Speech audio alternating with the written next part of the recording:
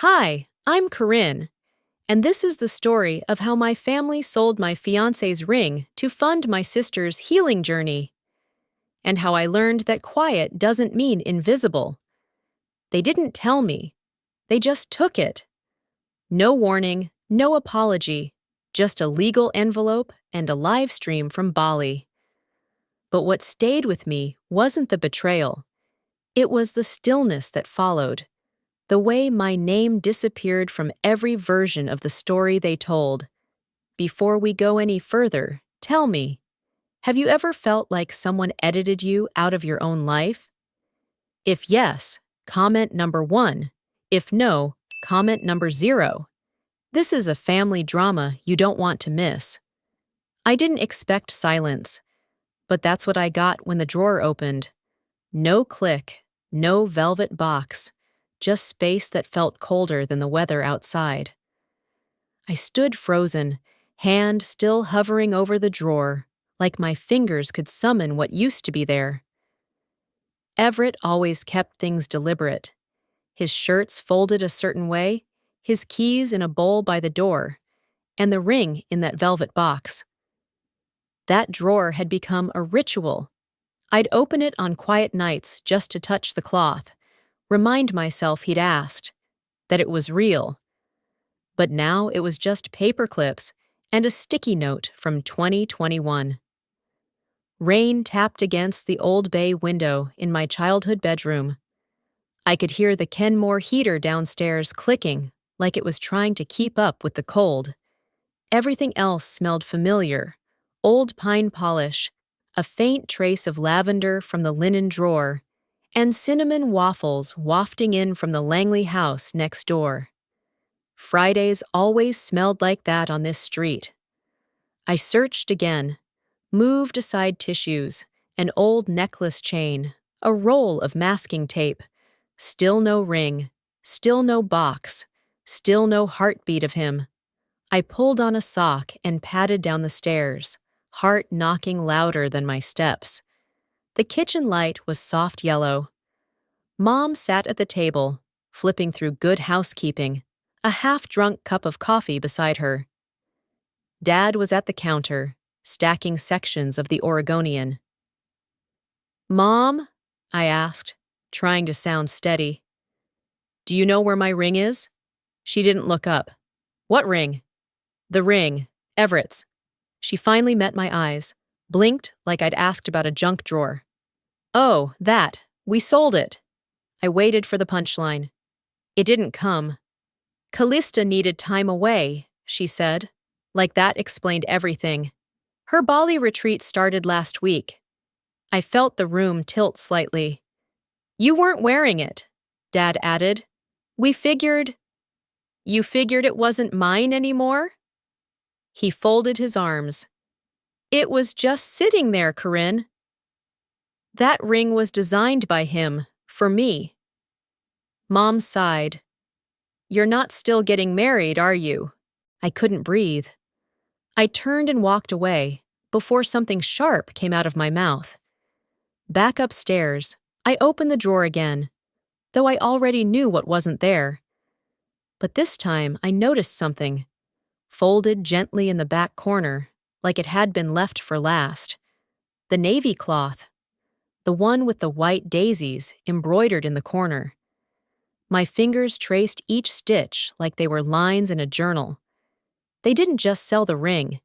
They sold what little I had left of him, and didn't even flinch. There she was. Callista, arms lifted under a Balinese sunrise, captioned with, "Sometimes letting go means loving yourself louder." The screen's light cast a pale reflection on the cafe table. Her face beamed, centered perfectly in the frame, sunlight curling around her like she was anointed. I blinked once, twice, then zoomed in. Yes, that was the bracelet Everett gave me in 2019, on her wrist. She hadn't even cropped it out. The barista shuffled past. "Morning, Karina. Oh, sorry, Corinne, right?" He smiled apologetically and slid my iced tea across the counter, a honey packet tucked neatly beside it. On the house. I nodded, murmured thanks, and dropped $2 in the tip jar. The cafe hadn't changed much since college. Same tin sign above the pastry case, same creaky stools near the front window. A man with a cane shuffled toward the paper rack. Across from him, a woman in her 60s stirred coffee slowly, reading the Portland Tribune with half glasses perched low on her nose. The soft jazz hummed above it all. I glanced back at my phone. Callista was live now. Her voice, syrup smooth, floated through my earbuds. And I realized I had to shed the weight of inherited trauma. Sometimes grief becomes an identity, but we are not our sadness. The comments rolled in like a wave. Truth! Preach, goddess! You're glowing from within. I lowered the volume, but I didn't stop watching. The screen shifted to her podcast backdrop, lavender tapestry, flickering candlelight. She sipped tea and stared straight into the camera. Some people, she said, cling to grief like it makes them special. My jaw tightened. I didn't need her to say my name. I'd lived enough years with her painting me as the shadow. I opened the Notes app, then switched to Files. A new folder. Truth. I started saving everything. Screenshots, captions, the livestream, her podcast. Each one dated. Each one a bead on a string she didn't think I'd pull. Mom's voice echoed faintly in my mind. You're the strong one, Corinne. Help keep the peace. No one asked if I wanted to be. I looked up from the screen. The cafe hadn't filled, but it felt more crowded somehow. I was surrounded by warmth, voices, and motion. And yet, I was invisible here too. Callista had taken a ring meant for love and used it to script a brand. People saw light. They didn't ask what fueled it. I didn't want to erase her. I just didn't want her to erase me. My family sold my precious bracelet just so my sister could go rest and heal. And I was left here to gnaw at the pain of that loss. The feeling of betrayal, rejection, and contempt was evident in my mind. If you sympathize with me, please leave a comment number 9 in the comments section below. Now let's get to the next development of this story. I hadn't seen an official envelope since Everett passed. But there it was, in Ruth's hand, right beside a jar of her raspberry jam. She stood at the screen door in her yellow raincoat, damp curls escaping from her hood, one gloved hand holding the jam and the other cradling the envelope like it was too heavy for her fingers. The smell of chicken soup still lingered in our kitchen. It had simmered all morning in Mom's old stock pot, untouched. I figured you'd want this directly, Ruth said, her voice the same gentle hush she used when she talked to stray cats. The postman gave it to me by mistake. And, well, I had extra jars. She stepped back so I could open the creaky gate. It groaned like it always did when the weather changed. As I reached for the envelope, she placed the jam on top of it with a smile. You come by any time, sugar. I thanked her, closed the gate, and stood for a long minute on the porch, staring at the return address, Federal Bureau of Investigation. Inside, the house was still. Mom was out. Dad was somewhere between a crossword and the garage. I slipped off my shoes, walked past the Afghan Ruth had crocheted for our armchair 2 Christmases ago, and sat at the dining table. The envelope was stiff, thick. I opened it carefully.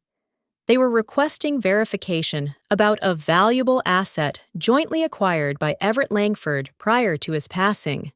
The letter was clean, clinical, but I could see what they were asking. Was the ring real? And was it truly mine?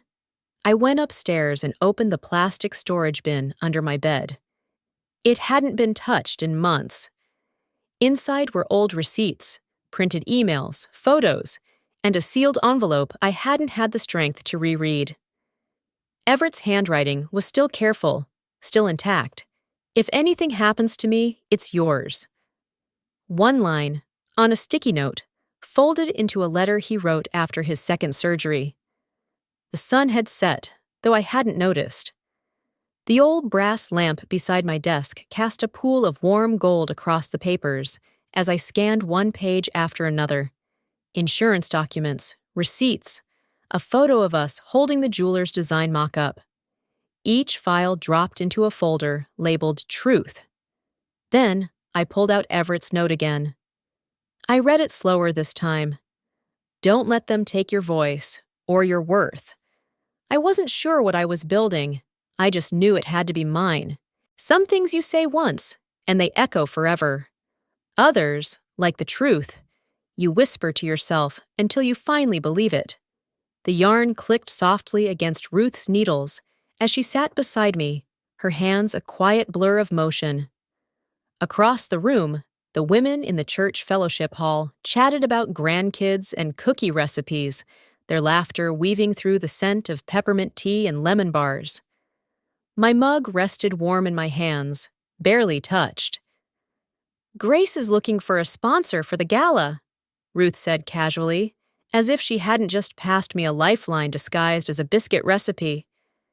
"It's for the women's leadership group this spring. I thought of you." I blinked. "Me?" She smiled.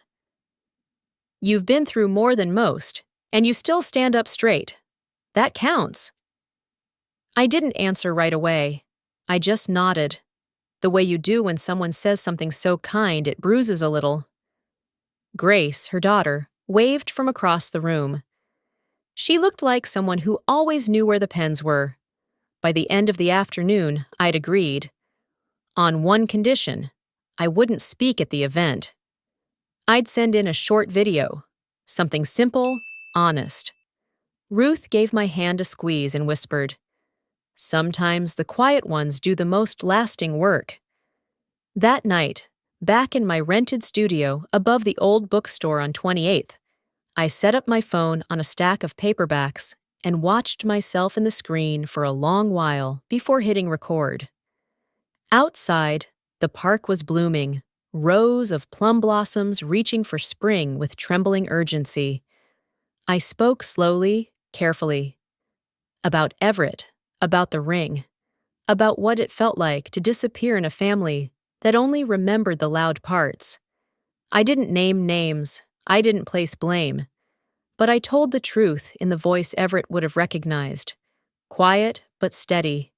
When I finished, I sat there for a while, the room silent except for the faint creak of the radiator. Then I copied the video to a small USB stick, wrapped it in the navy cloth with the white daisies, and tucked it into the envelope marked for Grace Ann. I didn't need to be seen. I just needed to be remembered. By the right version of me. Callista spoke like she was reading scripture, until the lights dimmed and the real story began. She stood center stage in a gown the color of pearl, hands poised just so, eyes glistening beneath the spotlight. The audience drank her in, heads tilted with reverence.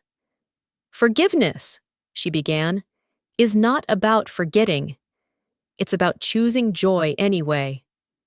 Her voice trembled just enough to seem unscripted. At the VIP table, I saw Marla nod with tight-lipped approval, Dean leaning in slightly, as if he hadn't tuned me out for years. Every time Callista said the word healing, their faces softened like she'd lit a candle in a room only they were in. I sat at the back, not hidden, just still.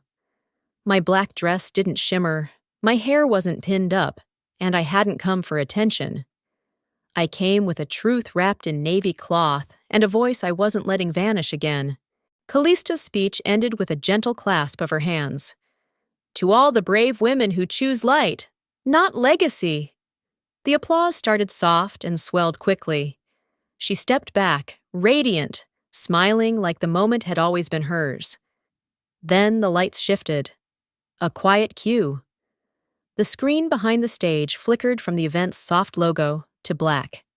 A new video began. It was me, seated in the small rented studio, the light warm behind my shoulder, my hands folded in my lap. I didn't speak right away. When I did, my voice didn't ask for attention. It just told the truth. "I'm not here to call anyone out," I said, "but I'm here to speak about something that was taken." I spoke about Everett, the ring, the silence that crept into a home where memory was selective. I didn't name Callista. I didn't need to. My voice stayed even, unblaming, just there. As I spoke, the room hushed. Knives paused mid-cut, glasses hovered just above the lips. The real story pressed itself into the velvet of the evening and didn't ask permission. "Sometimes," I said in the final frame, "the ones who suffer most are expected to stay silent, so the loudest can heal." The screen faded. No applause. Just stillness, and one woman standing slowly near the back, whispering, "That was her. She paid for all this." The next morning, Callista cried online. I made tea and opened the shop. The sun poured through the tall windows of Langford and Albright, like it had been waiting all year for this exact day. The street was quiet, just the sound of a passing cyclist, a dog's collar jingling, someone whistling from across Hawthorne Boulevard. I flipped the sign to open and tucked my key into the little drawer beneath the register. The shop still smelled like new wood and mint. I'd planted the hanging peppermint earlier that week, hoping it might take root in the breeze. The display case gleamed, freshly wiped. Inside, each piece sat in its place. Rings, pendants, quiet things with stories folded into their metal. At the back of the case, under a single warm light, was the band with the daisy etching, set atop a folded square of navy velvet. I hadn't priced it. I never would. A little girl with blonde curls pressed her nose to the glass, her parents lingering near the door. "Who made that one?" she asked, pointing. I crouched beside her, resting my arms on my knees. "Someone who was once quiet." She nodded solemnly, as if that made perfect sense. After they left, I swept the floor and rearranged a few things. The routine felt steady. I didn't check social media. I didn't need to. Ruth had once told me, "You can either fight for your place at someone else's table or build your own." I'd chosen the latter, and it was enough. Around noon, I found the envelope. It had slipped through the mail slot with no fanfare. Cream-colored thick paper, my name written in Ruth's careful hand. Inside was a folded note and a check. The note read, "For your first month's lease, covered. You once saw me when no one else did. Now it's your turn." I stood there holding it for a long time, the shop quiet around me. No applause, no spotlight, just the hum of a space I'd built myself. I opened the display case and placed Ruth's note next to the velvet cloth. One to hold on to, one to remind me. I lost something that was supposed to last forever, and then I built something better, with both hands and no permission needed. Some mornings arrive quietly, not with fanfare, but with clarity, the kind that reminds you what it means to stay, to build, to choose peace without permission.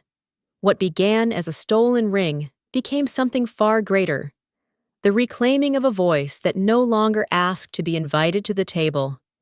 Kindness, when given without expectation, often circles back, not always in applause, but in steady hands and small, unexpected grace.